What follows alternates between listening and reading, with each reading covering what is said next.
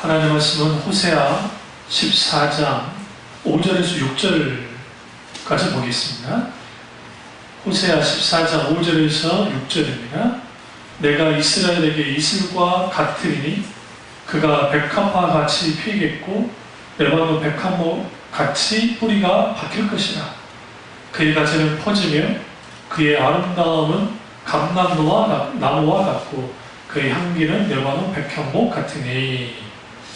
마치 제목은 백향목 같이 신앙의 뿌리를 내리라 라는 말씀입니다. 백향목 같이 신앙의 뿌리를 내리라 라는 말씀으로 은혜를 나누겠습니다. 오늘 우리가 신앙생활 하면서 이런 일 저런 일, 이런 바람 저런 바람, 마치 자연재해 같은 이런 일들이 벌어질 때 있습니다. 우리 신앙의 깊이가 아주 뿌리 깊은 나무처럼 깊이 있으면 이렇게 저렇게 흔들릴 수는 있지만 결코 뿌리채 뽑혀지지는 않을 겁니다. 그런 의미에서 오늘날 우리가 신앙을 지키기가 쉽지 않습니다. 오늘 그 말씀을 설교 원고를 2개를 아침에 이제 준비를 다 하고 했었는데요. 그 과정에서 지금 그 힐송 교회 그분은 제가 잘 모르는 분인데 좀 영향력이 있던 그 찬양 리더 중에 한 목사님이 신앙에 회의감을 느낀다라고 하면서 SNS에 지금 현재 이제 올려놓은 겁니다. 다른 갈수록 신앙이 식어지고 있다 하니까 이제 다른 그 미국인 목사님이 그분에게 조언을 해주는 글을 읽었습니다. 왜 신앙이 그렇게, 그 사람은 이거예요. 나는 지금 신앙을 잃어가고 있습니다. 그리고 회의감이 듭니다.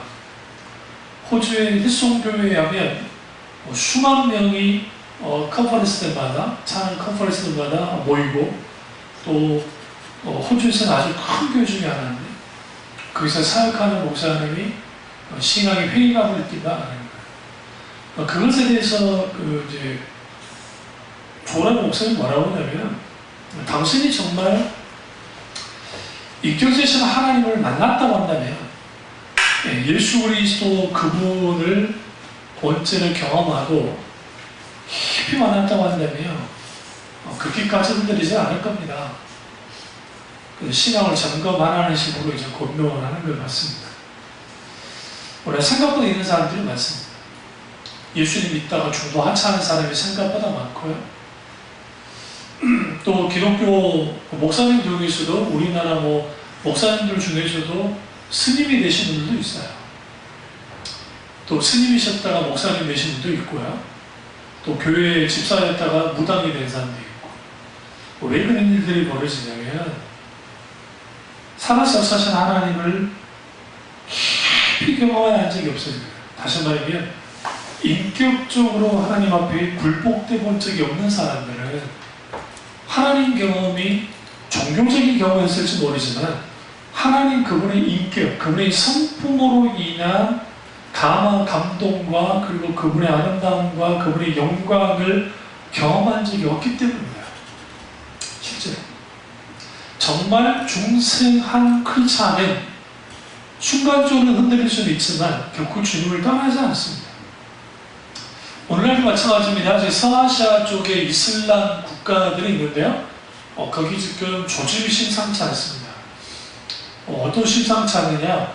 이슬람에 대한 회의감을 갖는 청년들이 생각보다 많이 나와서 기독교 선교사님들이 들어가서 복음을 전하면 생각보다 반응이 뜨겁습니다. 믿을지 안 믿을지 모르겠지만 지금 이란이 흔들립니다. 이란이 시아파 맹주인데요. 근데 이란에 있는 젊은 청년들이 이 무슬림에 대한, 이슬람에 대한 회의감이 굉장히 많아요. 생각보다. 그래서 거기에 지금 그 종교 경찰이 있어서 막 함부로 할 수는 없지만 그래도 그 복음이 들어가고 있고, 그리고 거기서 조짐들이 모이고 있습니다. 이건 뭘 의미하냐면 종교화된 신앙은 필연적으로 흔들립니다. 왜 그러냐면 하나님을 알면 그 인격주신 하나님을 늘 알아가는 신앙생활을 하면 우리는 아담과 하와의 타락한 본능 때문에, 본성 때문에, 죄의 본성, 원죄의 본성 때문에 인물이 원죄의 죄사함을 받았지만 아담은 본성을 갖고 있기 때문에 하나님을 싫어하는 경향성을 분명히 갖고 있어요. 그리고 하나님을 언제든지 떠나고 싶어요. 그게 본성이에요. 본능이에요. 이게 본능이라는 게 좋은 본능을 말하는 게 아니라 죄의 본성이에요. 그런데 그럼에도 불구하고 살아서 역사하신 하나님을, 인격신 하나님과의 친밀한 교제를 나누며 살아가면 늘 좋을 수는 없잖아요. 네? 신앙생활 하다 보면 하나님이랑 권태감이 찾아올 때가 있어요. 왜 없겠어요? 아니, 물론 하나님과 친밀한 교제를 나누고 인격신 하나님과의 지속적인 관계를 유지하면 권태감은 없어요, 사실은. 왜 없냐면 날마다 아침마다 새로 오신 하나님을 경험하고 알기 때문에. 그래서 그 로렌스 형제라든지 기타는 하나님의 사람들의 반응들을 보시면 아주 깊이 더 사랑해요. 시편을 보면 알 수 있잖아요. 시편을 보면 하나님과 뜨거운 사랑이 이 주체를 못해요. 가면 갈수록 하나님을 더 사랑해요. 알면 알수록 감탄해요. 그게 뿌리 깊은 신앙인데 그게 잘 안 되는 거예요. 왜? 인간은 기본적으로 나태함과 게으름과 영혼의 실정을 갖고 있기 때문에 신앙의 균형이 조금이라도 깨져버리면 하나님을 향한 실정을 내요. 이게 지속되어지고 오래되어지면 종교화돼요. 신앙이 종교화된다고요. 이게 소위 문화화돼요. 뜨뜻미지근해져요. 그러니까 이제는 뭐하느냐, 권태감이 찾아와요. 그리고 뿌리채 흔들는 겁니다. 오늘 한국교회 교인들을 향한 정말 그 가슴 아픈 평가가 뭐냐, 신앙의 깊이가 없다는 겁니다. 오늘날에는 구원의 확신에 대한 그러한 갈망함도 없는 것처럼 보여집니다. 교회마다 하나님께 나와서 우리가 교회를 다니는 이유가 뭡니까? 주께 나온 이유가 결국 구원받기 위한 거 아닙니까? 왜 구원받습니까? 구원받음을 통해서 하나님의 천국 백성이 되어지고 영원토록 하나님과 영원토록 살기 위해서, 그분의 영광을 드리기 위한 삶을 살기 위해서 우리가 주님을 믿는 것인데, 이제는 구원에 대한 큰 감동도 없고 구원의 확신에 대한 중요성도 뒤로 밀려나고 있습니다. 그러다 보니까 이 소위 갑상구원이라는 게 교회 안에 들어와서 그냥 회개기도 좀 하고 이렇게 썩어서 소위 결심기도를 하면 마치 그것이 구원받은 것처럼 그렇게 평가해버리는, 그러다 보니까 구원의 가치가 아주 땅에 떨어져 버린 거예요. 그러다 보니까 신앙은 필연적으로 영적인 것은 크게 무관심해하고요, 거룩한 삶이나 제의자의 길과는 아무런 상관없는 삶들을 살아갑니다. 기독교 핵심 교리, 그 다음에 기독신앙과 관련된 수많은 어떤 지식들, 그것에 대한 알고 싶어하는 것은 있는데, 문제는 실제적인 영적인 삶에서의 갈망함이나 결단이 없는 것을 보게 되었습니다. 그렇기 때문에 우리는 여기서 뭘 봐야 되냐면, 오늘 호세아가 이스라엘이 하나님께로부터 떠나서 그들이 신앙의 본질로부터 떠났잖아요. 하나님을 알고 살아가는 것이 없는 상태에 있었습니다. 그래서 14장에 들어서 이제는 호세아가 강하게 이스라엘 백성들에게 호소합니다. 뭐라고 말합니까? 14장 1절 보세요. 이스라엘아, 내 하나님 여호와께로 돌아오라. 내가 불의함으로 말미암아 엎드러졌느니라. 하나님께로 돌아오라고 그가 외칩니다. 왜요? 그들은 돌아와야만 합니다. 돌아오지 않으면 무슨 일이 벌어져요? 완전히 버림받습니다. 오늘 오전 설교를 준비한 게 뭐였냐면, 하나님 없는 삶. 예전에 좀 비슷한 설교를 한 적이 있는데, 그게 도대체 어떤 삶일까? 오늘날 너무 많은 사람들이 하나님이 오늘날 시대를 일컬어서 하나님이 없는 시대라고 표현해요. 하나님이 없는 시대. 그러니까 교회 안에는 하나님이 계신 것 같은데 교회 안에만 갇혀 있는 거예요. 이게 아주 무서운 겁니다. 그러니까 카톨릭 그 유럽에 가보면 성당 안에만 하나님이 있는 거예요. 성당 밖에는 하나님이 안 계세요. 어디 갈 수 있냐고요? 카톨릭의 맹주라는 이탈리아의 그 주일날에 그들이 말하는 소위 미사를 드리려고 오는 사람이 퍼센트가 몇 프로나 될 것 같아요? 여러분 생각할 때. 뭐 20%, 30% 될 것 같습니까? 안 돼요. 10%도 안 돼요. 그러니까 그 어마어마한 그 성당이 있고 막 어마어마한 가는 데마다 유럽이나 있는데 프랑스는 1%도 안 돼요. 프랑스, 그 다음에 스페인도 마찬가지고 스페인과 프랑스는 카톨릭의 수호자로 일컬어졌던 나라들이에요. 이탈리아뿐만 아니라. 무슨 결과냐? 조세시대 때 계속하면서 하나님을 성당에 다 묶어버렸어요. 어떻게 묶어버렸느냐? 화려하고 어마어마한 큰 성당을 전하잖아요. 그 안에 들어오면 하나님이 있는 것 같아요. 근데 그들이 모여있어요. 밖으로 나가면 세상 사람과 다를 바 없이 살았단 말이에요. 왜? 신앙의 본질을 떠났어요. 오늘날 신앙이 깊어지지 않는 이유는 뭐냐면 교회에서는 참 신앙생활을 잘하는 것 같은데 삶에서 신앙생활을 제대로 하지 않는 거예요. 그러니까 교회에서의 신앙생활과 삶에서의 신앙생활이 같아야 되는데 같이 가야 되는데 따로 가는 거야. 왜 따로 가느냐?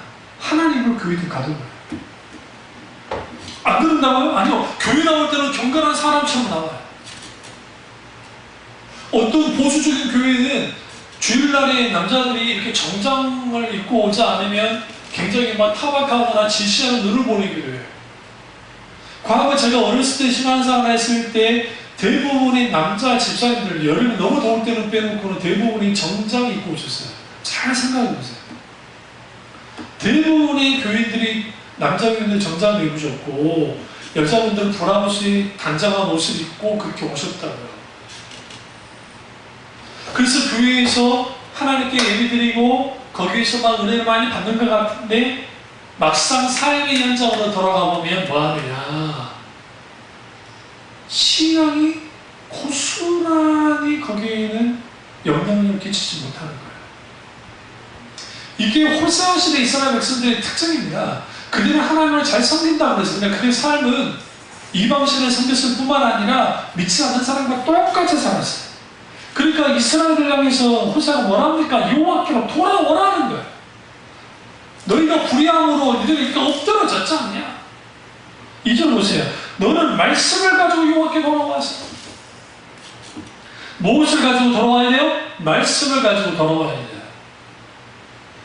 우리가 하나님의 말씀을 가지고 돌아와야 돼요. 왜 말씀을 가지고 돌아와야 돼요? 말씀을 가지고 돌아와서 아르기를 모든 분을 제거하시고 선한 말을 만드셨어요.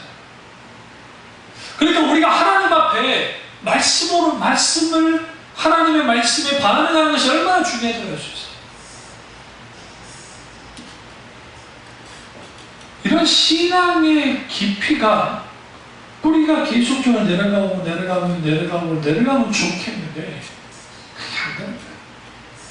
저희 집 창틀에 거기에 거실 창 쭉 틀에 겨울에 그 전에 키운 적이 있었는지 다 말라 비틀어진 다 죽어버려서 아무것도 나지 않을 줄 알았더니 봄 되고 여름 되고 막 났어요. 하나는 콩이 나고 하나는 채소가 우리가 뭐 심지도 않았는데 어디서 날아왔는지 채소가 날아와가지고 채소가 꽃을 만발을 해요.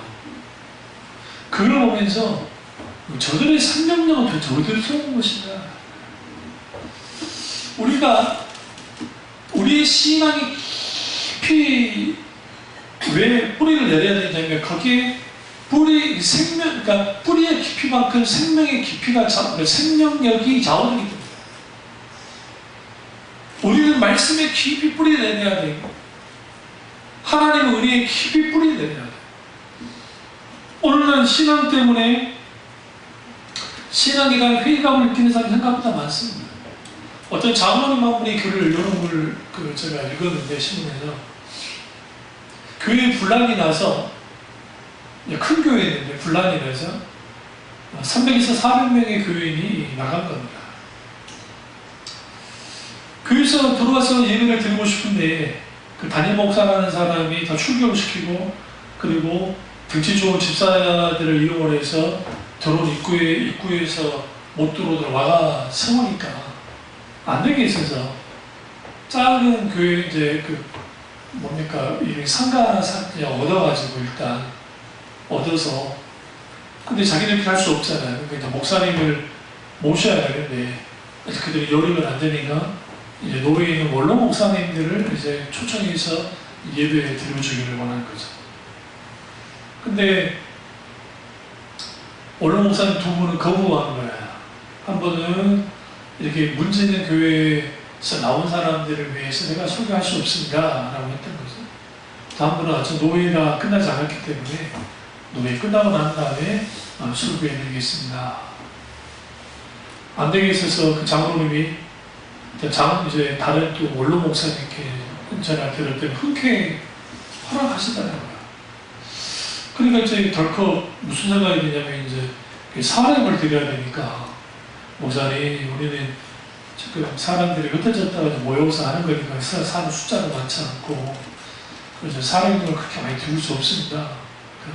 목사님 괜찮아요. 오셔서 한 3주간 정도 이제 설교를 해주셨는데 쭉 설교하는 목사님도 울고 설교 듣는 교인도 울고 근데 사람이 주실 때는 안 받으세요. 오히려 헌금을 해주고 가셨어요. 제가 무슨 말씀 드리려고 하냐면 버려진 교인들 아닙니까? 아까 이게 분란이 뭐 어떤 이유인지는 모르겠어요. 근데 어쨌든 버려진 교인들 아닙니까? 목사는 목사님들과의 관계가 있으니까 그럴 수 있을지 모르는데 적어도 양떼를 살려야지. 오늘날 상처받고 교회를 떠나는 사람들이 생각보다 많고 더 재미있는 것은 교회가 재미없어서 떠나는 사람도 있어요. 갈 교회가 없어서 떠난다고 하는 사람들도 있어요. 그러나 우리 조심스럽게 좀 생각할 필요가 있습니다. 뭘 생각해 봐야 되냐면 정말 갈 교회가 없을까? 그렇지는 않습니다. 오늘날 시대가 잘 갖춰주고 인기가 있고 뭔가 있는 곳에 사람들을 몰립니다. 백종원 씨가 낸 그러한 무슨 프로그램, 이제 식당 살리는 프로그램, 그 가게가 맛있으면 얼마나 맛있겠어요? 솔직히 말씀드리세요. 안 그럴까요? 우리 대한민국에 진짜 맛집이 얼마나 많은데. 근데 왜 사람들이 그런 가느냐? 사람들은 그걸 보고 싶은 거예요. 그렇게 못했던 사람들이 아니면 정말 음식을 잘했었는데 빛을 보지 못한 사람들도 그 중에 있으니까 그래서 그런 데 가서 한번 먹고 싶다라는 생각을 하는 거예요. 그리고 먹는 거죠. 근데 그것이 계속 유지되면 괜찮은데 유지되기 쉽지 않아요. 근데 교회를 그런 식으로 탐방하고 가는 사람들이 있어요. 근데 요즘에는 보기 힘들죠. 그 이유가 뭐냐면 서울이 워낙 집값이 비싸가지고 이사들을 못 와요. 서울 이사 가는 게 그렇게 쉽지가 않은 게 되어버렸어요. 그러니까 교회마다 뭐냐면 이제는 유동 인구가 그렇게 많지 않아요. 또 기준이 어쩌다 한 번씩 와서 뭐 교회를 탐방하고 가지만 그게 이 교회 저 교회 기웃거리고 나한테 맞는 교회 있나 없나 그게 판단하고 그렇게 교회를 정해요. 그게 어리석은 거예요. 하나님이 충분히 물어야죠. 하나님 내가 어느 교회를 가야 됩니까? 쭉 감동하는 감동 있는 교회를 가야죠. 만약에 이 설교를 듣고 있는 분들 중에 방황하는 영혼이 있다고 한다면 오늘 사는 우리는 신앙의 혁명의 불꽃을 많이 잃어버렸어요. 그러다 보니까 내가 예수 그리스도를 믿는 그런 크리스천으로서의 어떤 긍지와 자부심과 거기서 주어지는 평안과 기쁨과 그리고 감사함이 이 땅에 떨어져 버려요. 내가 크리스천이라고 당당히 밝혀야 되는데 그게 잘 안 되는 거예요. 왜 그런 일들이 벌어질까요? 신앙의 깊이가 아주 얇기 때문이었어요. 그래서 조그만 문제가 있어도 흔들려요. 내 감정이 수틀어지면 끝장이 나버리는 거예요. 이게 아주 가슴 아프게 합니다. 참된 신앙은 뿌리 깊은 나무와 같습니다. 오늘 백향목에 뿌리가 박힐 것이라고 하는 거죠. 이스라엘 땅에서. 백향목이 어느 정도 되면요, 나무가 그 성인 하나가 이렇게 해도 안 될 정도의 크기가. 백향목의 특징이 뭐냐면 향이 나요. 그런데 그 백향목은 그 굉장히 커요.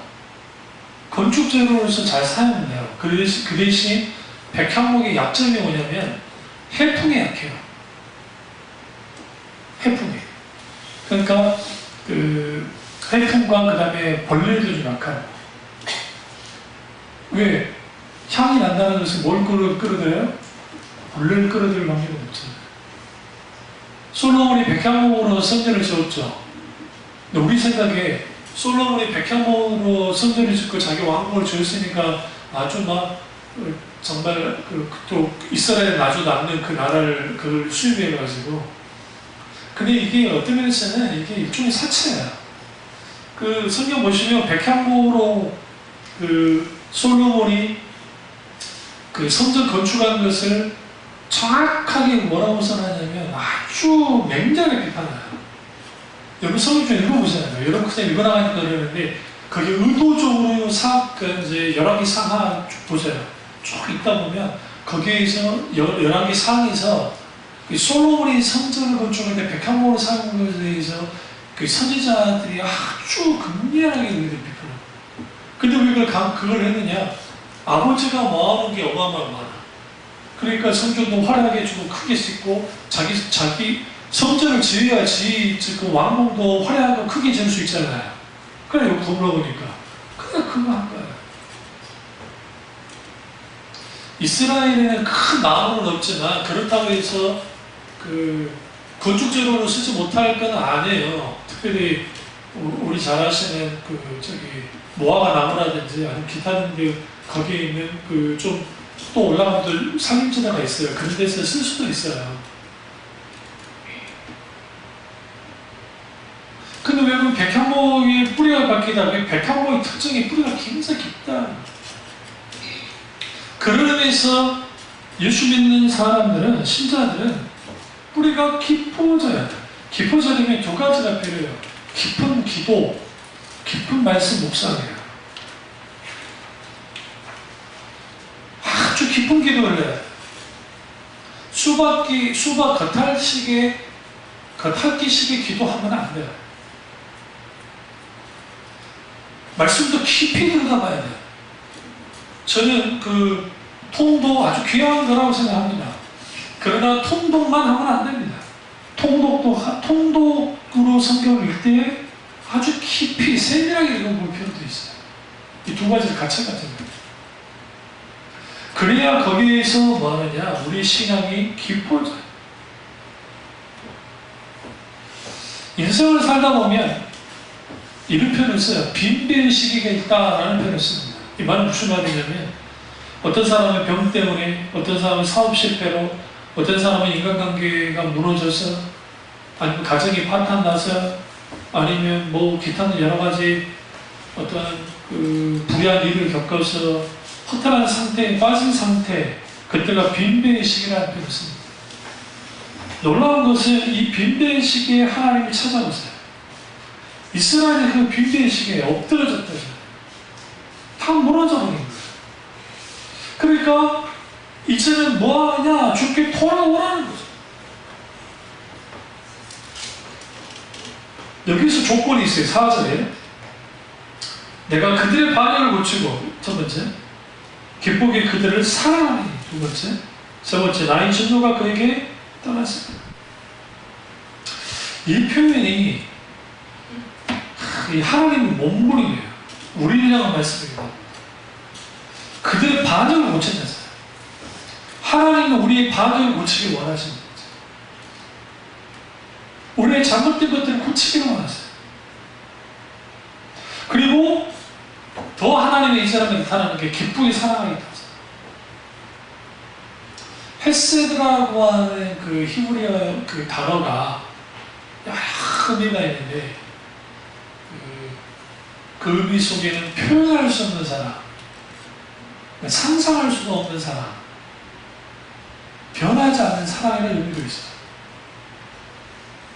하나님의 사랑이 그렇습니다. 주님이 기쁘게 사랑하겠다는 거예요. 왜 기쁘게 사랑해요? 그래야 사랑하기 때문에. 그리고 하나님의 진노를 거두겠다는 거죠. 그러면 그렇게 됐을 때 하나님 이렇게 말하는 너무 전에 내가 이스라엘이 이슬과 같으니 그가 백합화가 같이 피고 레바논 백향목 같이 뿌리가 박힐 것이다. 주님이 이슬 같겠다라는 표현이 이게 하나님의 몸부림이라는 거예요. 내가 늦은 배와 같으니 우리 그런 말씀 있잖아요. 아니면 내가 이른 배와 같으니 있을 수 있잖아요. 그런데 이슬 같다라는 표현이 이거는 뭐냐면 이스라엘 기후 자체가 지중해성 기후, 사막성 기후, 그 다음에 그 뭡니까 해몬산 같은 그 위에는 또 만년설이 있어요. 그래서 또 그게 완전히 달라요. 그래서 그 사막성 기후도 있지만 산악성 기후도 있고 지중해성 기후를 다 갖고 있어요. 우리나라도 그 비슷한 곳이 한 군데 있죠. 그게 어디예요? 제주도예요. 제주도가 겨울에 따뜻하다고 하는데 그거는 밑에 있는 뭐 제주시나 그 서귀포 그저기나죠. 또 서귀포와 또 제주가 또 기온이 달라요. 조금만 올라가면요, 그 한라산이 있기 때문에 이 기온이 완전 달라요. 그래서 그것도 모르고 제주도 따뜻하다고 생각하고 집을 막 이제 제주도 땅 중턱 있잖아요. 산하는 중턱 같은데 그 위쪽 지역에다가 이제 뭐 자기들 살집을 살았다가 남편 온 사람들이 한두 명이 아니에요. 왜냐하면 자기들이 살았던 것보다 더 추워. 제가 요수에 살았지만요, 요수는 아무리 추워도 영하 5도 이상 내려가지 않아요. 기본이 영하 5도예요. 그러니까 그래서 동파사구가 여기만큼 그렇게 많이 나진 않아요, 생각보다. 그런데 서울에 있는 사람들이 살다가 요수 내려오면 따뜻할 것 같잖아요? 그거 사네. 지금 모르고 있냐면 바닷바람이에요. 요수는 늘 바닷바람이에요. 굉장히 추워요. 그러니까 진짜 기온은 5도, 영하 5도인데 실제로 바람을 맞으면 체감온도가 쑥 떨어져요. 근데 그 바람이 그냥 걸치다못이 불어가지고 이렇게 불었다가 좀 멈춰줬다가 불었다가 멈춰줬다가 아니고 이 해풍이 계속 불어와요. 한번 말해야 됩니다.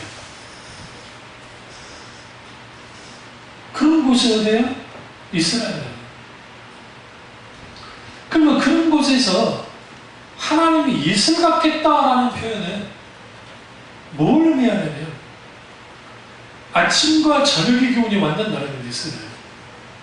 거기는 우리하고 위도가 비슷한데 겨울에 우리보다 더 뭐하냐면 따뜻해요. 우리가 더 추워요. 내 의사교수님이 이스라엘 한 13년 사시면서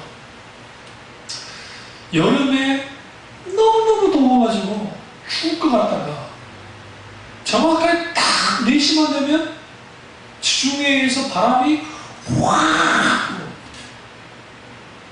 근데 그늘로 딱 들어가잖아요. 그늘로 들어가면 이 어마어마하게 땀 흘렸던 사람들이 슉 하면 그게 뭐가 되냐면 그냥 덜고 슉 하고 사라져요. 겨울에도 그 밤에 그 어마어마하게 춥고 정말 춥잖아요. 그런데 해가 뜨고 딱 하면 멈추긴 하지만 그 매서운 추위가 어느 정도 탁 잡아지는. 그러니까 밤낮 기후가 이게 우리보다 더 굉장히 이게 크기 때문에, 넉차 크기 때문에 이스라엘은 지면에서 물방울이 슉 올라가요. 그게 뭘 살리느냐? 식물들을 살려요. 죽지 않을 만큼 계속 유지시켜줘요. 그 다음에 겨울에 우기철이 됐을 때 비가 확 내리면 그것들이 확 살고 있다가 죽지 않을 만큼 확 있다가 확 이러고. 이스라엘이 그 상태인 거야. 내가 너에게 있을 대로 줄게. 너희들 절대로 죽게 내버려두지 않을 거야. 하나님은 우리에게 이렇게 있으리 되기 원합니다. 그러면 너는 백합화가겠다. 여기서 백합화라는 표현이 이 시대에 백합화가 없어요. 백합화는 17세기인가 17세기인가 프랑스 어디인가에서 만들어낸 거고, 그래서 이제 그 학자들이 안에 보낼 곳이 아닐까, 기타 등등 뭐 여러 가지 말 하지만 어쨌든 그렇고요. 레바논 백향목같이 뿌리가 막혀 것이다.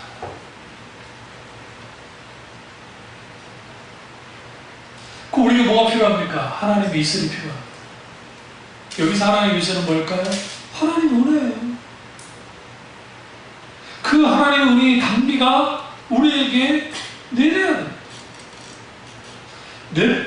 내려야 거기에서 우리는 마음이 되느냐? 깊이 가는 거야. 깊은 곳은 신앙의 길이에요. 누가복음 5장 4절에 예수님께서 물고기를 잡지 못하고 한 마리도 못 잡았던 베드로와 안드레를 만나십니다. 그리고 말씀을 전하시고, 그리고 베드로에게 요구한 게 뭡니까? 안드레에게 깊은 곳에 그물을 던져라. 좀 이상하지 않으세요? 왜 깊은 곳일까? 우리는 상식적으로 생각할 때 깊은 곳에 물고기 있을 거라 생각하는데 아니요. 이미 날이 밝아버렸잖아요. 물고기들은 절대로 거기 있지 않아요. 일반적으로 하나님, 예수님은 뭘 깨버렸냐면 인간의 상념을, 관념과 이걸 다 깨버린 거예요. 그리고 깊은 곳에 그물을 던져라는 표현 속에는 물고기를 잡기 위해서 깊은 곳에 던져라는 의미도 있고, 거기에 주님이 기적을 일으키셔서 500의 기적을 일으키셔서 그렇게 하셨지만, 안드레와 그리고 베드로를 향해서 결국은 그물을 깊은 곳에 던지는 거예요. 왜? 사람을 닮는 어부로 주님이 만드신 거거든요. 그래서 목사나 우리 교우들은 다 뭐하나요? 깊은 곳에 그물을 던지는 사람이에요. 당연히 우리의 신앙도 깊어요. 뿌리 깊은 나무처럼 깊어지고 깊어져요. 깊은 곳에 던지갔었을 때 주님이 뭘 요구했습니까? 베드로의 경험과 지식을 포기하라는 거예요. 그래야 깊은 곳에 던질 수 있어요. 그가 어머니소에 살았던 것들을 다 뭐하는 거예요? 내려놓는 거죠. 이때 그의 반응이 뭡니까? 내가 이거죠. 누가복음 5장 5절 시몬이 대답하이르되 선생님, 우리들이 밤새도록 수고했을 때 잡은 것이 없지만 말씀에 의지하여 내가 그물을 내리리라. 아까 전에 오늘 호세아가 뭐라고 합니까? 말씀을 가지고 여호와께로 돌아와서 하기를 너는 이스라엘 향해서 인칭으로 말하고 있어요. 우리가 하나님의 말씀을 가지고 있어야 내가 회복되기도 하고 내가 깊이 뭐하는 거예요? 뿌리를 내릴 수 있어요. 이게 아주 중요합니다. 그래서 우리는 다른 것을 놓쳐도 말씀의 자리를 놓치면 안 되고 기도의 자리를 놓치면 안 돼요. 얼마나 소중하죠. 그럼 여기서 말씀은 뭘까요? 물론 성경에는 그 성경에 나타나는 말씀이라는 게 레마, 또 하나는 로고스라는 그런 말씀이 있어요. 로고스라는 단어는 그리스 철학에서 나온 거예요. 근데 이 그리스 철학에서 나온 게 이 지식이라 되죠. 그냥 지식이 아니고 고귀한 지식, 신성한 지식. 그걸 사도 요한이 그 단어만 차용한 거예요. 의미는 완전 달라요. 그런데 레마는 좀 쉽게 표현하면 내게 주어진 말씀이에요.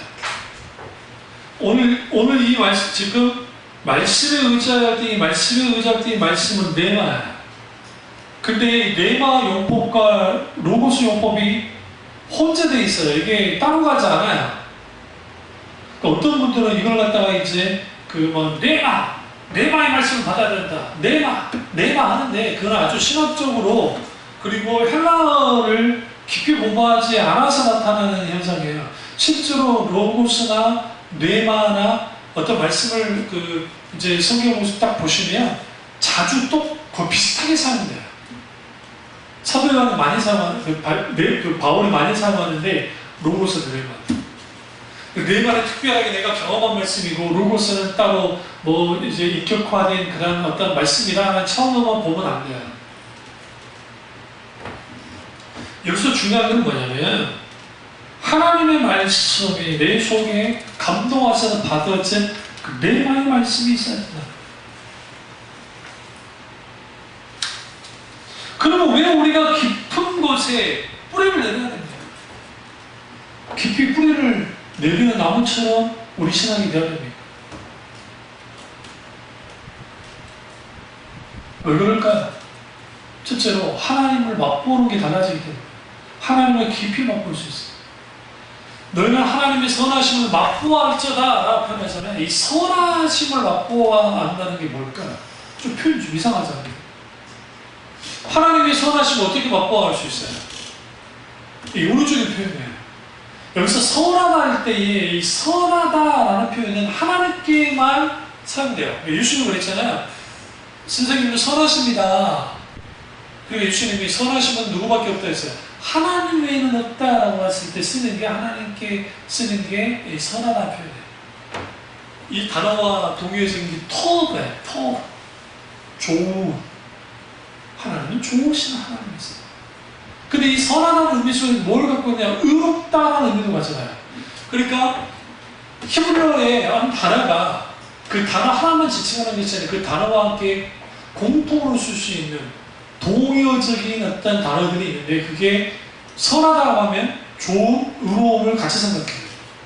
근데 하나님은 선하신 하나님. 근데 그 선하신 하나님 맛보아하려고 시편 기자가 선하라고 선포하잖아요. 어떻게 선하신 하나님 맛보아할 수 있냐고요. 말씀이에요. 하나님의 말씀을 맛보아하는 거예요. 근데 동시적으로 그 하나님의 말씀을 맛보아 알게 될 때에 거기에 인격체신 하나님을 경험하게 되잖아요. 근데 하나님의 깊이 경험해요. 말씀을 이해하는 만큼, 말씀을 깨닫는 만큼 우리는 하나님을 이해하고 하나님을 경험하는 것도 같이 가요. 말씀에 무지한 사람이 하나님을 깊이 경험한다는 것은 불가능해요. 여기서 말하는 하나님 말씀을 경험한다는 것은 지식적으로 아는 것만을 이걸 말하는 게 아니라 이걸 소위 말하는 지식을 말하는, 그러니까 정보로서의 지식을 말하는 것이 아니에요. 성령의 조명 속에, 비추심 속에서 깨달아 알게 되는 말씀이 깊으면 깊을수록 하나님을 깊이 알게 돼요. 그러니까 당연히 그게 뿌리가 깊이 박혀요. 그래서 뿌리 깊은 신앙, 뿌리 깊은 나무와 같은 신자 속에는 하나님을 깊이 경험하고, 두 번째는 깊은 신앙 고백이 우리 가운데 나오게 돼 있어요. 왜 나는 이렇게 깊은 신앙 고백을 하지 못할까? 그 아름답고 위대한 고백들을 하지 못할까? 생각 안 해보셨어요?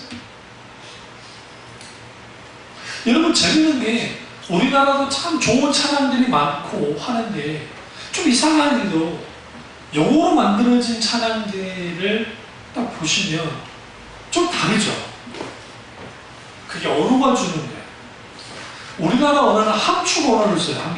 함축시켜버려요. 언어 속에. 그러니까 어떤 거 있으면 그걸 우리는 그 단어, 그러니까 한국 사람들 그걸 다 알아요. 그러니까 우리에게는 깊이 다가올 수 있어요. 그런데 영어는, 세계 영어는 일종의 소수문이잖아요. 풀어주잖아요. 우리는 몇 단어만 해도 우리는 다 알아들어요. 우리 주어가 주어 동사 어쩌고 이렇게 우리는 이거 그냥 짬뽕 시켜도 우리는 다 알아들을 수는 없나요? 이따 갈게 집에. 내가 집에 갈게. 각기 집에 해놓으면 그냥 다 틀어요.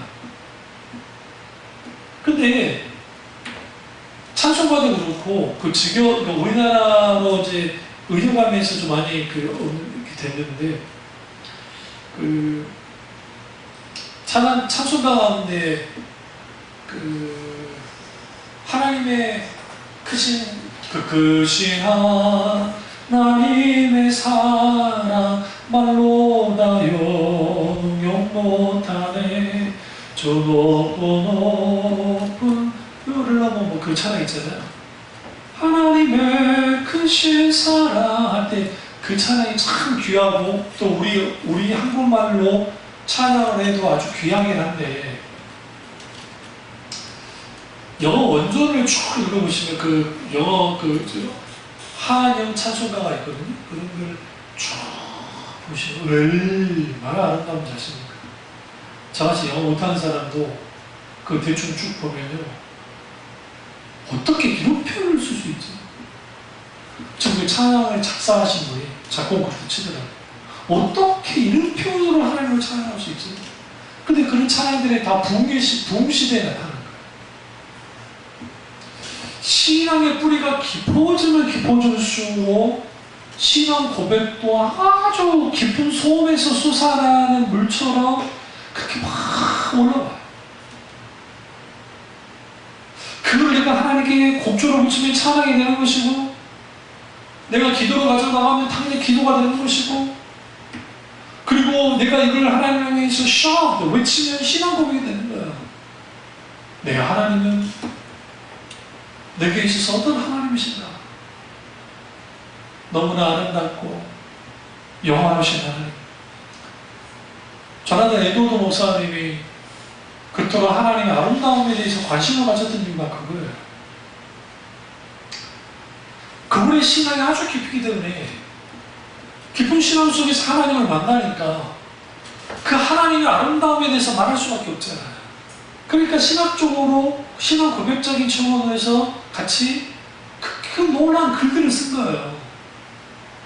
그래서 하나님의 아름다움. 근데 그 하나님의 아름다움 뭐와 연결되느냐?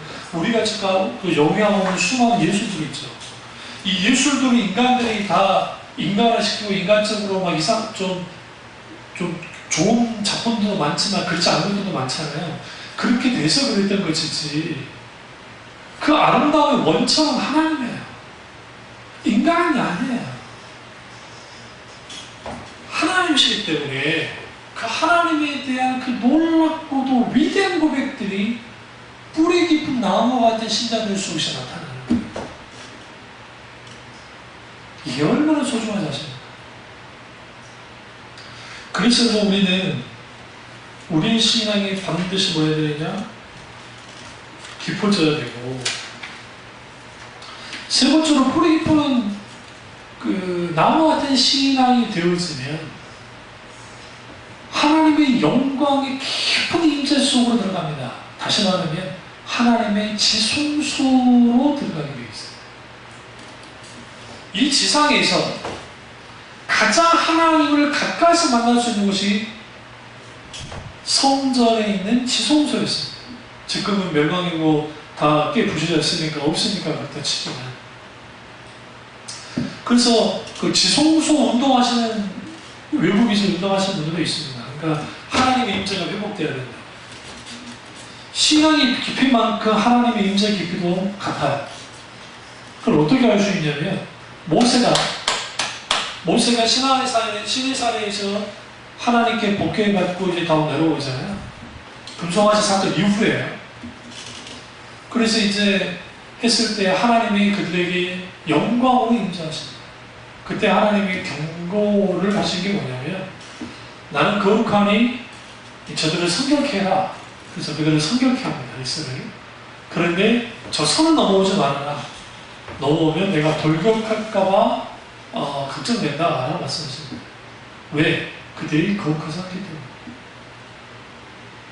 그래서 이스라엘 백성이 선을 넘어오지 않습니다. 그리고 이제 하나님이 다시 명령합니다. 70 장로를 선 안으로 들어오게 만들어라.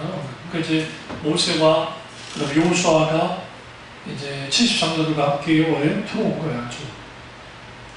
저 소개시켜 자주 했으니까 가나 들어왔더니 분명히 그 시내산에서는 막 불꽃과 연기와 하나님의 임재 이런 것들이 계속 일어나고 있었으니까 이스라엘 백성은 겁먹어가지고 뒤로 또 물러나고요.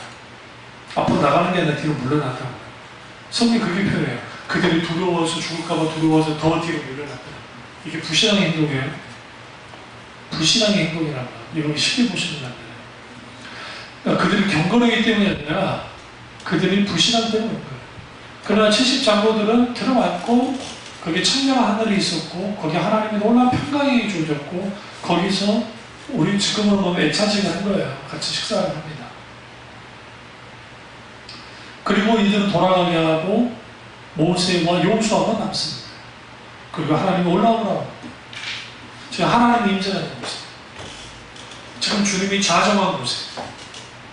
여호수아와 같이 따라오라. 그러자 여호수아가 더 올라가려니까 모세가 딱 뒤돌면서 너는 여기에 있어라. 어쩔 수 있어서 왜 하나님 허락하지 않게. 그리고 모세가 어디로 들어가냐? 그 불꽃과 폭풍 같은 강한 엄청난 연기 속으로 들어갑니다. 여호수아는 거기 있는 거예요. 보세요. 모세는 완전히 하나님 임재 안에 들어갔습니다. 여호수아는 중턱에 있었습니다. 하나님의 임재를 그렇게 경험합니다. 70장도 밑에서 경험했습니다. 산이라 생각하세요. 산인데 꼭대기에 여호수아, 그 모세, 중턱에 여호수아, 그리고 밑에 산 살짝 올라오는데 70장로 완전히 밖에 이스라엘 백성. 하나님과 친밀함의 깊이, 그게 임재를 결정해요. 어떤 사람은 하나님의 깊은 임재 가운데 있는 사람이 이렇게 좋아하고 있어요.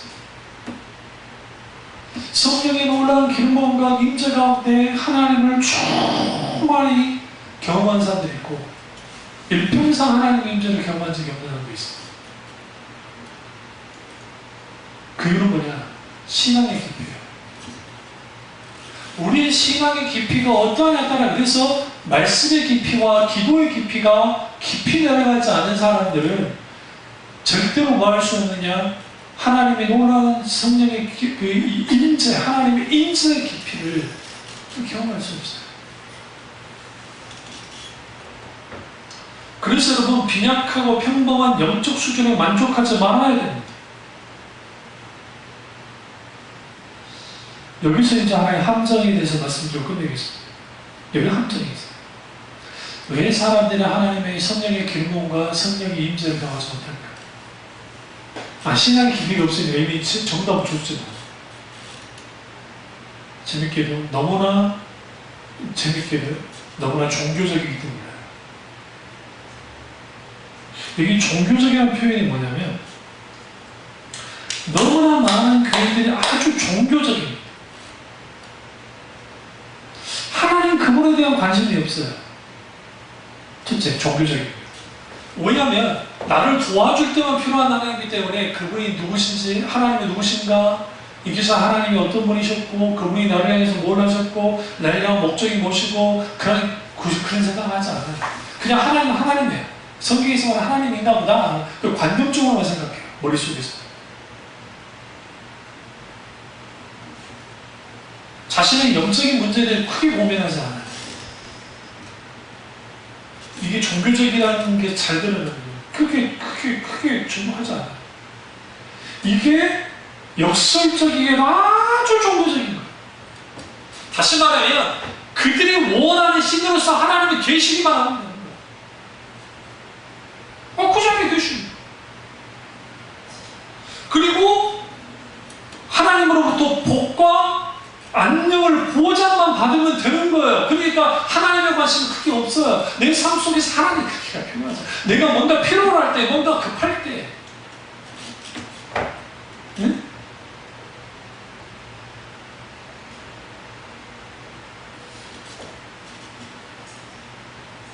그럼 예배는 어떻게 이해합니까? 종교적인 행사 정도로 이해를 하는 거예요.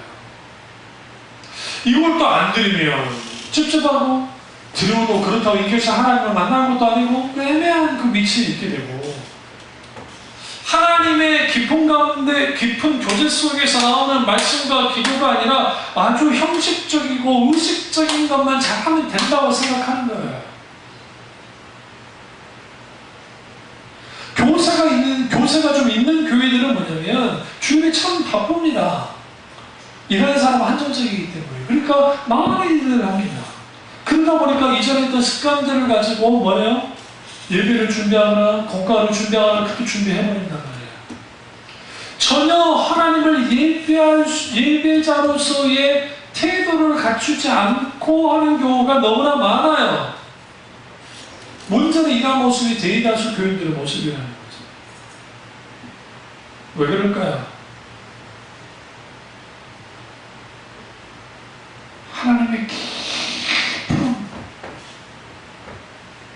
하나님을 깊이 경험하지 못하기 때문에 인격체심을 알고 사랑하는 것이 없기 때문에 사실적이고 실체적이고 개인적으로 하나님을 안 하는 적이 없기 때문이에요. 예를 들어 이거예요. 내가 이 시대에 하나님께 영광을 드리겠습니다 라고 기도하지만 말은 하지만 오히려 하나님은 오직 나를 통해서 그 영광을 나타내기를 원하는 마음들을 가져요. 그러다 보니까 나를 통해서 하나님이 이루시기 원하는 것들, 나를 통해서 뭔가 하기를 원하는 것들만 넘쳐요. 이게 오늘날 앞서가는 목사님들이 크게 실수할 수 있는 게 뭐예요? 나 아니면 안 될까라고 생각해요. 본인은 아니라고 하지만 그럴 수 있어요. 그렇지 않습니다. 과거 한국교회가 엄청나게 성장할 때에 지교회 문어발식 확장을 했던 교회들이 많잖아요. 그렇게 했는데 그때의 생각은 뭐냐면 우리 교회 아니면 안 될 것 같고 담임 목사는 내가 아니면 안 될 것 같은데 그 영적인 영향력과 그 모든 것들은 다 이제는 거의 쏟아버렸어요. 하나님은 한 세대를 끌고 나가실 때에 그 시대에 요구하는 사람들, 그 시대가 요구하는 사람들을 절대 믿기지 않아요. 하나님이 요구하는 사람을 믿기세요. 하나님이 원하는 사람. 그 사람을 통해 시대를 바꿔요. 세상을. 그런 의미에서 우리는 뭘 깊이 들여다 봐야 되냐면 빈약하고 평범한 영적 수준에 만족하지 말고 더 깊이 뭐야 되느냐. 우리는 하나님 안에서 더 깊이 내 신앙의 뿌리가 내리도록 몸부림쳐야 돼요. 제 멘토 중에 한 분이신 에이든 토저 목사님이 이렇게 말했습니다. 오늘날 교인들이 생생한 신앙 교리를 많은 부분을 오해하고 있고 하나님을 진정으로 아는데 이르지 못하고 있다라고 했습니다. 그냥 교리 정도, 그냥 어느 정도 부분으로만 이해하는 거예요. 그러다 보니까 하나님의 풍성한 은혜를 누리지 못해요. 그럼 여러분, 뿌리 깊은 나무와 같은 신앙, 뿌리 깊은 백향목 같은 신자가 되지 못하면 왜 문제가 되냐면 너무 쉽게 흔들려요. 넘어져버려요, 진짜. 그뿐 아니에요. 하나님과의 관계 속에서 그런 기쁨이 없기 때문에 그게 목회자였을 경우는 치명적이에요. 그 교인들에게. 그게 사모나 권사님이나 장모님이나 안수집사님이나 교역의 선생님이나 앞서 있는 사람들이 영적 수준이 그 정도 돼버리면 무슨 일이 벌어지느냐. 아주 형편없는 양들이 나오는 거예요. 그래서 이 시대를 분별하는 신학자들이나 그런 분들이 그러잖아요.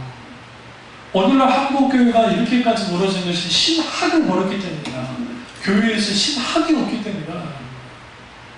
이제는 쉬운 설교가 난무하는 시대가 되어버렸고 짧은 설교가 난무하는 시대가 되어버렸고 그러다 보니까 깊이 신앙의 담론, 신구약 성령의 메시지와 그 중요한 그 주제가 있는데 그 주제에 어떤 담론들이 담기지 못하는 거예요. 하나님 없는 시대에서 살아남기를 해야 되는데, 우리 눈에는 하나님 있는 것 같은데 보세요, 이제 하나님이 없다고 그러는 것은. 그런 시대에서 살아남아야 되는데 믿음을 지켜야 되는데, 우리가 가는 곳에 하나님이 역사하시잖아요. 그리고 우리 신앙은 백향목같이 깊이 뿌리를 내려야 됩니다. 이런 놀라운 은혜가 저와 여러분의 길을 준비해서 축원합니다. 기도하겠습니다. 기도하실 때 오늘 선포될 말씀이 나의